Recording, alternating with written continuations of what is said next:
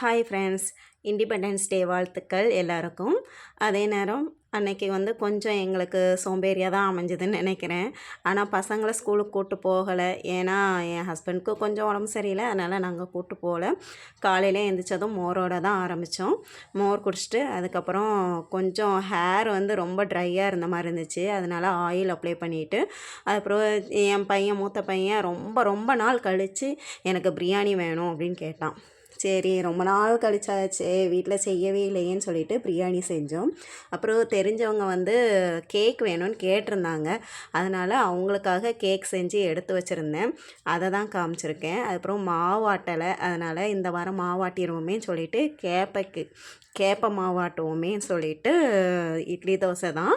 ஆனால் அதில் கேப்பை போட்டு ஆட்டுவேன். அதை போட்டு ஆட்டிட்டு அதன் பிறகு கொஞ்சம் படிக்க வைக்க வேண்டி இருந்துச்சு. ஏன்னா முந்தா நாளே நாங்கள் ஓரளவுக்கு முடிச்சிட்டேன். இருந்தாலும் இன்னும் கொஞ்சம் படிக்க வைக்க வேண்டி இருந்தது. அதனால் அதையும் படிக்க வச்சுட்டு மாவாட்டினதையும் எடுத்து நல்லா பிசைஞ்சு வச்சுட்டு அன்னைக்கு டே கொஞ்சம் லேசியாகவும் கொஞ்சம் சேடாகவும் முடிஞ்சுது.